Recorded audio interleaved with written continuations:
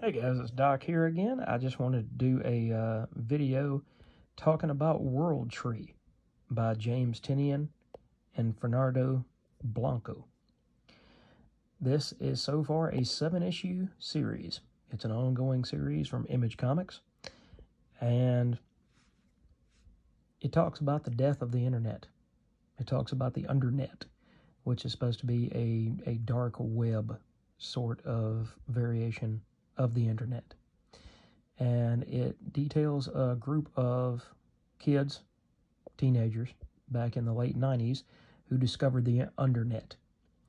And they were led by a tech hacker named Gabriel Winter. And Gabriel came to the realization of exactly what was on the Undernet, and that the fact that the Undernet could potentially twist people and corrupt them and make them kill people and do things that are not of their nature. So Gabriel got this group of 5 together, and they shut down the Undernet. They locked it away, hoping that it would never return. And Gabriel always had plans in the back of his mind, though. You know, what if the Undernet returns? What do we do then? And one day it comes back. There's a kid named Gibson Lane, and he found the Undernet. And once it got into his head, then he went on a killing spree and killed about 60 of his neighbors in the little subdivision that they lived in. He would show them something, he would ask them to look on his phone, and it's a weird glitch. It's almost, again, like a Matrix thing, where when you show somebody what's on the Undernet, it causes them to glitch. And in that moment, while they were in between worlds, then he would kill them. And so at the end of the first issue, then it shows that he's in prison, in a little tiny jail, you know, out in Podunk, in his little town. Excuse me. And his brother Ellison is on his way with his girlfriend to come and visit him and find out exactly what happened. But his brother is killed in prison before he can get any answers. So this opens up a whole web, pun intended, of interest in this. And Gabriel Winter is realized that the Undernet is back. And he also understands who is controlling this and who's causing all of this issues with the Undernet.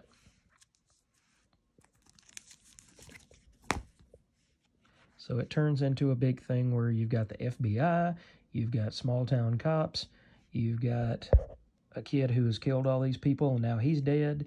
You have other people that are inadvertently looking on the Undernet while trying to understand this. You've also got Ellison's girlfriend, on and off, again, you know, quote-unquote friend, who is working for a podcast. And she kind of tagged along because she wanted to get a story for the podcast. And as things progress, she ends up getting trapped watching the Undernet. And she is redeemed without killing anybody or anything like that. So it shows that you can come back from the brink no matter how far you've gone. But after that, she and Ellison get pulled into this web with Gabriel and his group of friends to try to shut this thing down before it completely destroys the world.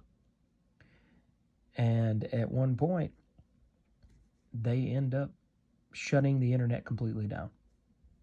Cell phones don't work, nothing works. The entire grid goes down. And as they thought that that would possibly put an end to the Undernet, or at least slow it down, because by the time you get to, I believe it was issue 5, the Undernet has taken over, and random people are killing significant others, are killing, just going out and random acts of violence all over the world, not just the U.S., but all over the world. And so Gabriel, as his last act of kindness, completely destroys the servers for the internet. And his company, since he's a multi-billionaire and a tech wizard, had been the company that controlled the servers, the big server houses all over the world that kept the internet running. So once he destroyed those servers, then cell phones stop working, internet stops working, no smart TVs, no desktops, no laptops, nothing. And he said, I don't know that this will stop you, but at least it will slow you down and give humanity a fighting chance. And meanwhile, like I said, you've still got the FBI. You had 2 FBI agents, and the woman that is doing all the Undernet activities and controlling all this that Gabriel is aware of ended up killing one of the FBI agents. So now there's only one left. And she's still tracking as best she can with a couple of government agencies and spooks and things like that. She's tracking what's going on with this situation in the hopes that she can still shut everything down. Because she didn't believe in the beginning that Ellison didn't know what Gibson was up to. She didn't totally buy in that Gibson was innocent. And just as a side note, one reason why I'm not showing you any of the interior pages is the woman who is controlling all of the internet and Undernet and things of that nature. She doesn't wear a whole lot of clothes. There's tattoos, but she doesn't wear a whole lot of clothes. So with it being a Tinian book, I probably should have told you in the front end, it's definitely not for kids. It is a horror story, and it is a horror story that's firmly set in the modern day, where we are connected to our phones and our laptops and everything in between. Bluetooth is king, as they say. But it's not a bedtime story for kids, not by any means. But it is one of the most interesting books that I've read because it just has all this political intrigue and twists and turns. I've also read the Department of Truth that he and Martin Simmons have done for Image for the past couple of years. That's currently on hiatus and supposed to come back this year, I believe. But this has just as much intrigue, and it's not just an R.L. Stine horror story or anything like that. It's a horror story with complications. And it's a horror story that what you do on page 1 very possibly could affect whether you're alive by page 20 of the story. So I really recommend it. I had almost fallen off the wagon, and I remember reading a couple of reviews of Worldtr33 number 7, which is where it's currently stopped, and of Phantom Road number 9. And I had almost dropped both of those titles, and I heard really good things about each one of these issues, that it kind of got them back on track. And I would agree. I would say that Worldtr33 number 6 was kind of jarring because it did a time jump. And I don't mean a year or two. It jumped about 25 years into the future.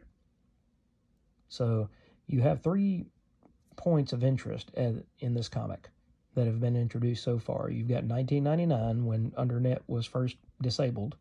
You've got 2023/2024, when all of this is going down currently. And then we have jumped to 2049, when 1 or 2 characters still remains to tell the story of what happened between 2024 and 2049. So if you like that kind of stuff, if you like technology, if you like conspiracy theories that the internet is out to get you, check this out. I think you'll really like it. James Tynion IV is a hell of a writer. He comes up with some really intriguing plot points for all of his books.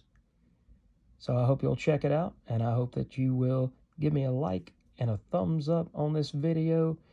Please give me a subscribe to the channel. Thanks for watching. Thanks for giving me some of your time tonight, and I will see you on the next video.